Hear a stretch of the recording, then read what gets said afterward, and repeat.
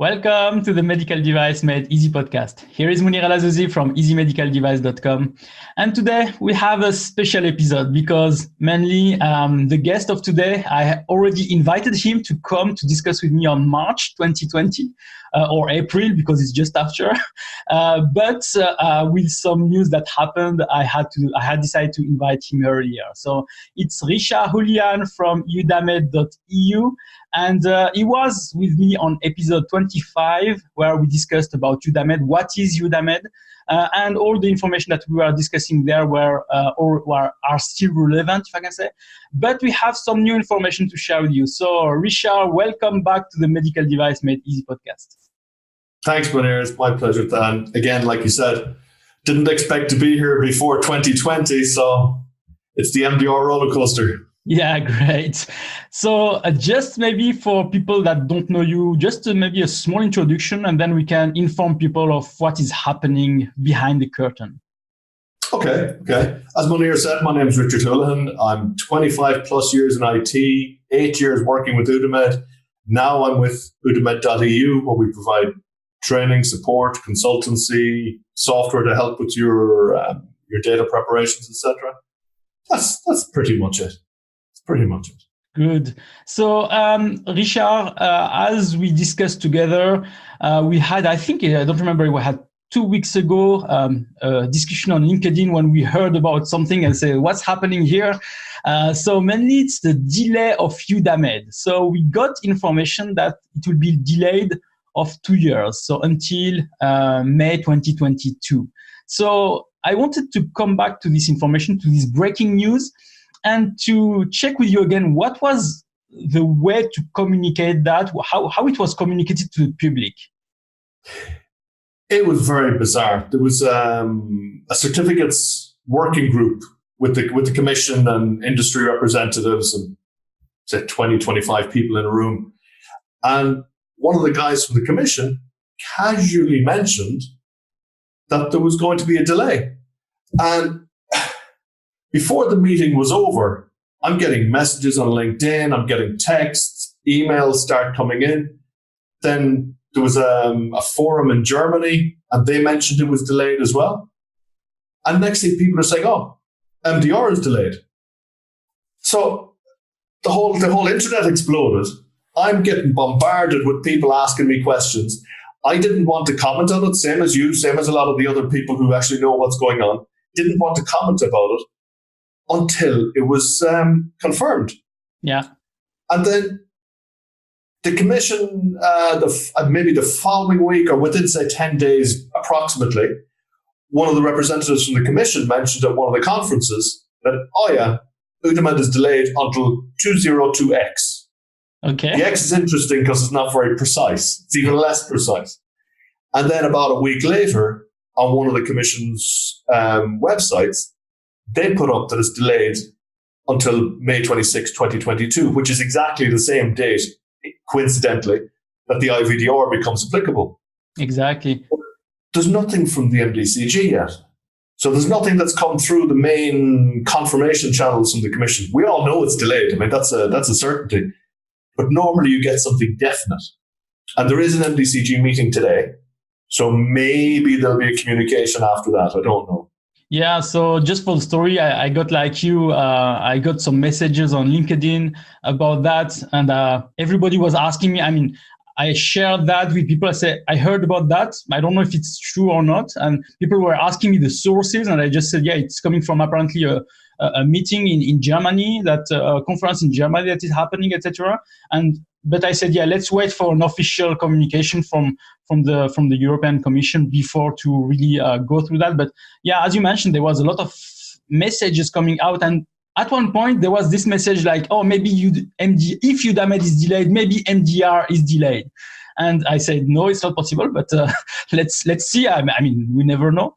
And I discussed with you, I discussed with other people, and I saw also the message from Basil Akra from TÜV Sud that also great video. Made a small video on LinkedIn saying, hey guys, EUDAMED is delayed, but MDR is not delayed. So which was really clear for everybody. But yeah, there was, I think the way of communicating that was not really great, or there was maybe some adjustment to do to that. And one of the problems is when these rumors start, somebody reads, "Oh, MDR is delayed," and they immediately stop doing things, and it's completely wrong. MDR is not delayed. It's not going to be delayed. It still is applicable from May 26, 2020. Now, there was rumors of a delay to do with the move from one directorate, DG Grow to DG Sante, where the medical devices are moving across. We expected maybe 6 months. But this 2-year delay is phenomenal. But we also have to clarify to the audience that this EUDAMED delay was planned on the regulation. It's not something that comes out of the blue. It was something that is planned. Can you talk more about that? Yeah, absolutely. And I've got some notes here in front of me. It's why I keep looking away. Actually, I have a lot of notes in front of me. But it's Article 123. And Article 123 of the regulation refers to if EUDAMED is not fully functional. And it basically says that they can have delays of up to 6 months plus. But the delay doesn't affect the date of MDR applying. It only affects the EUDAMED software. It's the final part of the whole regulation where you upload your data, you add your data, but everything else, all the other regulations, all the other certificate requirements, all the other legal requirements that are in there, they all apply starting May 26th. There's no doubt about any of this. But as you said, it was in the legislation and there was the possibility of it. But there's no possibility to delay the regulations. Yeah, no, it's clear. And I think this is a clear message to send to people to say, guys, continue with your projects, continue to make all your transition to the MDR. And maybe something that could be interesting. I mean, I hear also a lot of people that are asking me, but this delay is a delay of 2 years. What are the consequences to the manufacturers? What they should do now? Because now there is a lot of things that they had to do with EUDAMED that they cannot do, if I can say, because it will not exist at the time of implementation of the medical regulation. So what's the consequences to them? Well, the first piece, and I'm going to actually quote a bit from Article 90, excuse me. Until EUDAMED is fully functional, the corresponding provisions from the directives, and I'm not going to read the directives, shall continue to apply for the purpose of meeting obligations laid down provisions of X. That means the first consequence is MDD still applies. Okay.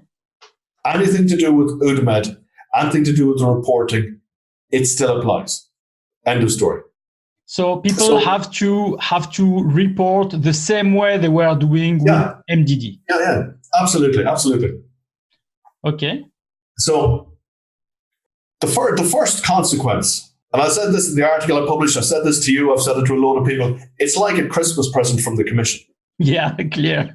Because, and they don't give Christmas presents very often, by the way, because there's a huge amount of companies that hadn't started on their projects. A huge amount of them had this idea, hey, we're supplying data to the FDA, we're good. And and I'll mention the training sessions. On the training sessions that we do, these companies come in and they think that it's going to be like the FDA. And they're absolutely shocked by the level of complexity within EUDAMED. So the biggest consequence is companies now have the time to proceed with their projects. If they foolishly, and I say foolishly advised with an advisory, but if they foolishly wait and go, hey, we're going to come back in 2 years' time, about 6 months before EUDAMED is ready, and we've only got 5,000 or 6,000 devices, or 2,000 or 3,000, it's a huge mistake. Massive mistake. Because when EUDAMED goes live, every single MDR device is still going to have to get uploaded. Okay. All your basic UDIs, your UDIDIs, all the container packages, market information, you have to keep all that information. So you're going to have to build that up in a spreadsheet, in a database, whatever in advance. So where are you going to put the information? Yeah. So, I mean, you have to keep it. So you either use a spreadsheet template, like we're going to be providing, or you create your own database and try and get it to mimic as much as possible the EUDAMED layout. So you mean that all those information, even if EUDAMED is not live, you should keep all those information and upload them to EUDAMED when it will go live. Is it correct? Yeah. One of the biggest things about EUDAMED, and one of the biggest things to do with the whole regulations and the whole vision behind it all, is full traceability. Okay. The Commission, the member states, they all want all the information. They don't want all the information that happened after we put this live. They want all the information to do with the ties to the regulation. So as soon as you are MDR compliant, then you have to keep all the information and upload them to EUDAMED when it will go live. When eventually it goes live, yeah. But I mean, this also affects the vigilance data. Okay. If you have a vigilance incident with your MDR device, the Commission and the member states are not going to turn around and go, oh, look, it doesn't matter that EUDAMED wasn't ready. No, you will be expected, you will be obliged to upload all this. So somewhere along the way, you are going to have to keep everything, but keep it in the easiest way to keep is to keep it in a good format that makes uploading it easier for you. So rather than spreading it around all the different systems that people have now, this should actually be still part of your collating the data project. Yeah, you make me a bit afraid when you are saying you have to collect that on an Excel sheet and have a spreadsheet and this and that, because is it really a controlled document? Is it something that we can be sure that all the information are collected correctly? Is it something that I can trust when I will be having to upload all those information in EUDAMED? This is something that companies have to be really careful when they are trying to fill those information, that it's controlled, it's maybe versionized, I don't know, but doc control should be really one of the key for keeping these documents up to date, if I can say. Yeah, I mean, one of the big questions that's kind of hanging out there as well is, are you going to have to keep all the versions of the product? So if you have multiple versions of EUDAMED X before 2022, are you only going to have to upload your latest version, or will you actually have to keep all the versions of it? That's a very good question, actually. As for whether you keep it in a fixed database or in some sort of template, the template can be used for the final preparation of the data to be pushed up. But again, the decision about the versions, that's another question. Because even if you had, say, 3 or 4 versions, you will not be able to upload those all at the same time. You'll only be able to upload one version at a time. So again, it adds another complication into the whole argument. So we also discussed about on EUDAMED, there are some information that are key to upload on the EUDAMED. So there are some information like the basic EUDI, and also some information that we should get, like the SRN number and this and that. So how will it work now that we don't have EUDAMED? There's multiple questions in there, Manuel. There's multiple questions. Okay, your basic UDI and your UDI-DIs. You're gonna have to create the groups. Okay. Basic UDI is the parent, and then all the UDI-DIs underneath. This is part of your MDR transition anyway. So you have to do this. So you might as well do it in some sort of a managed way where you are tracking the information. The risk classes. The risk classes are unbelievably important to EUDAMED because they affect other fields. There's certain data elements that are required based on your selection of a risk class. And for argument's sake, if you select risk class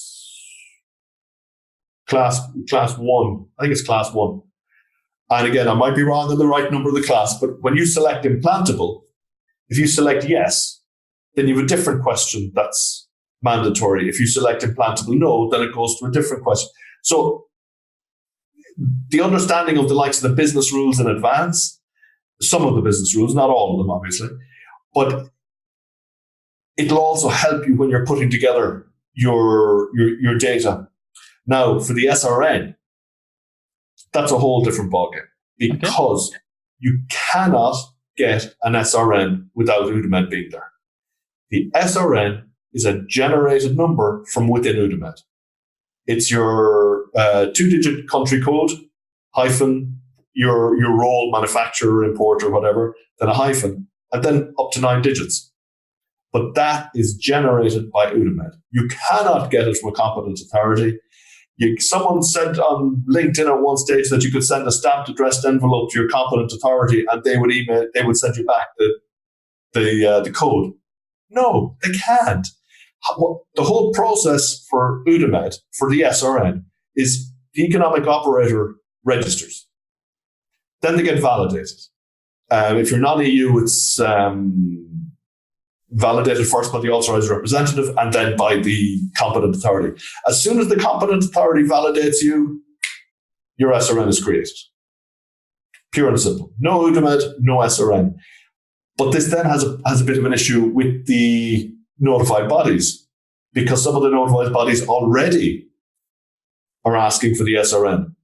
And I don't know if they just don't understand where the SRN comes from, but nobody can give the SRN. So there is going to be an issue with the notified bodies as to how you're going to get the certificates if you can't supply the SRN, because you're not going to get it until EUDAMED goes live. Great. This is great information for manufacturers that should really understand this mechanism of how to get the SRN and who can get it, and the fact that EUDAMED was the place where you should get that. You talked at the beginning about this MDCG group or a meeting that is happening. Will there be some announcement or some more information coming out of this, or what do we expect something out of that or not? God, I hope so. Because a lot of the time these MDCG meetings happen behind closed doors. Everybody is sworn to secrecy. I was at a few of them, and there's tons of people in there. There's 50, 60, 70, 80 people in there. Okay. All the member states apply, some of the industry groups get in there. Everybody's sworn to secrecy. And it's one of the strange things where there's a little whispering afterwards, but the majority of the information is in there. I'm hoping the MDCG will publish something. And hopefully there'll be a little bit more clarity on the articles within the legislation that are affected because of the delay. I mean, the main article, 123, has, I think it's about 15, 16 separate articles that are affected if EUDAMED is delayed. So I was trying to go through it last week, and it'd wreck your head. No, I can imagine that. So I'm hoping that the MDCG publish something. Yeah, so the MDCG already published some information. I think those information are still valid, I suppose. But maybe here is more about the consequence of the delay, what they should, maybe some guidance on what manufacturers should do on how to get maybe some information that should be provided to notified bodies, as we mentioned, etc. So just putting some light, if I can say, in our darkness, just to see where manufacturers should go and what they should do really for still being compliant. This is really the issue: is how can we still be compliant with that, knowing that there was already a lot of requirements with the new medical device regulation and a lot of unknowns, a lot of things that we discover month after month, and now with that, it's also providing more confusion, if I can say, to the industry. There is one other unknown. Okay. And I'm just flicking around my notes here while you're talking. And one in particular is that I understand that there's some competent authorities that are making their own version of EUDAMED. It's their own in-house system. And their initial idea was they could download all the devices to their systems. So that if, for argument's sake, in the very unlikely situation that the commission system goes down, at least the competent authorities have all the information in-house. Okay.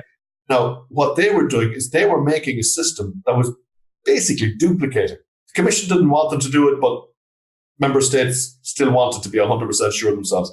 So this was a duplicate of EUDAMED. So one of the things I'm not sure of is, are these competent authorities going to insist on receiving all the MDR information in the same format as they were going to receive it from EUDAMED. Okay. So either way, I think the manufacturers need to be very, very careful in their projects. They need to keep preparing. This waiting could actually cause a whole load of trouble for them. Okay, I hope they will really inform that ahead and not just pop out before the MDR is live. Because at the moment, you have to supply all your data to multiple competent authorities. Every market you have to supply. That's still going to happen. And if some of them happen to have their own version of EUDAMED, then I think there could be a risk in there that companies are going to be told, well, you have to give us all this information now. Okay. I won't give you the competent authority names, just in case you don't go public with it, but there is at least 2 that I know of that are doing it. Okay, so let's see about that. But as we said also, don't stop your projects. Continue to build your system. Continue to collect your data on the different formats. I mean, you have during our last episode, so episode 25 again, for people that want to go there, you were talking about the different formats or different templates that people have to fill to be ready. It was more about collecting all those data upfront, and then when it's live, you can just download them there, and there is some kind of test, if I can say, to verify that the data are correct and that that there is no issue for the EUDAMED version. So they should continue to do that. Is correct? Absolutely, 100%. One of the issues people are having is how to lay the data out, how to actually gather it together. Because the FDA, you can put everything on one straight line in the spreadsheet, no problem, nice and simple. Other regulatory systems, again, nice and simple, one line. But there are so many sections in EUDAMED where you might be able to add multiple records. Storage and handling, for argument's sake. You've got your UDI, the UDI-DI, the storage and handling might have multiple pieces in it. So you can't put all that in one line on a spreadsheet. Otherwise, you're duplicating tons and tons of data. So again, this is one of the main questions that I'm asked at the training sessions. How do we set it up? So, like I said earlier, this is one of the reasons why we're putting together our template, and we're going to supply that as well. Hopefully, within a couple of weeks, this is all going to be sorted. I've been painstakingly going through things. But the biggest thing, and I keep saying it, anywhere you see me talking, I keep saying, keep going with your projects. Don't stop, because it's far more complex than you give it credit for. Yeah, it's a Christmas present. Don't miss it. Oh, yeah. And use this chance to be really compliant. And one thing that we have also to say here is the fact that there can be also some disadvantage to have this delay, is the fact that when we are going to May 2022, we'll have everything coming at the same time. MDR, so MDD will be there also, MDR, IVDR, because IVDR will be live at that time also. Plus, before they were thinking about releasing module per module, and now it will be all the module at once. So May 2022 will be the day, there will be the month where all full EUDAMED will be released at once, and everybody will rush there. MDR manufacturers, IVDR manufacturers, etc., etc. So how do you see that? From an IT perspective, like I said, my background is IT. I think it is terrifying, because if they opened it up in March 2020, then we would have had a lot of data. But we've had the basic UDI, the UDI-DIs, and it would have steadily gone in. We're looking at 80,000 companies. We're looking at 320,000 users. They were the estimates that we had in the commission. But because they're going for the big bang approach now, right? You've got MDR, like you said, MDR, MDD, IVDR. That's fine. They're just the devices. But then you've all the incident reports, all your MIR forms. The MIR form is huge. What's the equivalent of 10 A4 pages? An obscene amount of data. So every single incident that's happened for those 2 years is going to have to be uploaded. Your FSCAs, just clinical investigations, everything. And within the clinical investigations as well, the sponsors can actually get access to EUDAMED. So that's another group that are going to have to get access. So our estimate of the 80,000 immediately exponentially increases. From an IT perspective, I think it is absolutely terrifying. And to be the poor fella or girl sitting there supporting this in the first few weeks that it goes live, I don't think they would get an ounce of sleep. Okay. I think it's, it would have been far more clever to stage it. It would have been far more clever if they actually went to the industry and said, okay, can we get companies starting with the letter A to F for the first 2 weeks? But they could have staged it. But the big bang, EUDAMED will be able to handle it. I guarantee you this. But when you upload your data, you might actually sit there for a week or two getting no response back that was brought in, because all the data is going to sit in a pile and then EUDAMED will pull it bit by bit. But again, should be communicated. Yeah, exactly. So let's wait for this MDCG group communication and see if there is more information about that. And you are here also to help those manufacturers. So EUDAMED.EU is here to help them. And as we discussed last time, you were providing some training. So how is it going now, the training situation for you? The training has been fascinating because initially we started off just doing a technical training, which was aimed at the IT teams, because they mightn't have had experience of data exchange, things like that, plus the various complexities. But some of the people that came said, oh, sorry, it's a bit too technical. So then we launched the non-technical version where I dilute down all the IT into plain English. And everybody comes in with real happy faces and they're delighted. And some of them have a lot of questions. We had one guy from the States that came in, real gentleman. He had 18 questions, another guy, 14 questions from Germany. And I said, look, we'll ask questions as we go along, but we'll leave the bulk until the end. By the time we get to the end, nobody has any questions. Okay. But what happens at the end of the training is now they understand what the commission is looking for. So do you mean there is no more happy? Do you mean there is no more happy faces? Or? Now they actually are a little bit more worried about the scale of the project. Because when you look at some of the documents, you're like, it's a bit of IT, we can handle that. But it's not just IT, because it's the business units that are supposed to tell IT what they want. So the IT have to understand it, but also the business units have to understand it. This is a change program. But everybody that has come through so far has agreed that they completely misunderstood how complex it was.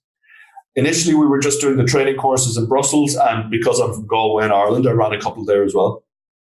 But what we've decided to do into 2020 is do a roadshow. Okay. So which is great. So do you have some dates now or some cities where you are going? Yes, absolutely. And I'm going to read them because there's a few of them. Early 2020, we're going to do Tuttlingen, and I apologize. I apologize for the pronunciation. Yeah. We're doing Naples in Italy, Stockholm, Sweden. In the US, we're going to do Boston and possibly Washington, and then come back and do Berlin and The Hague. At the end of the summer, then we're going to go back to the US again and do Salt Lake City, Orange County, and up into San Francisco. But the whole idea of us going around rather than getting everybody to come to us is to keep their costs down. Yeah. So if there's a city that we're missing, that enough people want to put on a training, I'll go there. If there's a company who doesn't want to talk in front of other people, which has also been the case because we go in-house as well, because some companies want everything more personalized and confidential, we'll go to them as well. And again, general questions, things like that, just come to us. I mean, everything to do with EUDAMED is what we've been involved in for so long at this stage. We help people out as much as we can as well. No, I think it's great. So if you heard one of your city, please consider to go to this training with Richard Houlihan, because it has really a lot of value to provide. It will help you really to be ready for your projects to be ready for the MDR or IVDR, and then to be in the best place possible against your competition. So Richard, is there something else that you want to provide to the audience? Yeah, I'll provide you with a document later where I'll put a little promo code in there. Oh, so anybody who's watched this and they supply the promo code when they're doing a booking for the training, we'll give them a 5% discount. Good. And we'll call it Munir's Christmas present. Thank you for that. So yeah, people, please go to the show notes. As soon as Richard sends me this document, I will put that on the show notes. You'll just have to download it, and you'll get some great information and this promo code also from Richard if you are interested to attend one of his trainings. So please don't miss this opportunity, because really it's a chance for you. As we said, we have a Christmas present where we have this delay of EUDAMED. If you had not started a project, you should start it now. And before to start, make a training with Richard, so that he can really teach you what you should do and how you should structure your projects and everything. So please don't miss that. So Richard, just maybe for people, where can they follow up with you? Website, EUDAMED.EU, LinkedIn, search for Richard Houlihan. You'll find it, or you just search for EUDAMED and we'll appear. Yeah, and on Twitter as well. We've got EUDAMED on Twitter. Good. So I will put anywhere all those information on the show notes, so that people can directly contact you.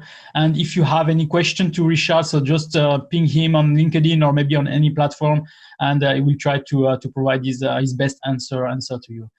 So Richard, so it was really a pleasure to have you on this episode. Really a lot of information. I hope that now it clarifies the situation for the medical device industry regarding EUDAMED delay. And I hope also that, they will really take it as a present and to start now their project or to continue their project. But I remember MDR is not delayed. I mean, unless I missed any information at the day that the episode will go live. But for now, MDR is not delayed, and don't expect that for the moment. Good. So Richard, thank you very much, and I wish you a nice day.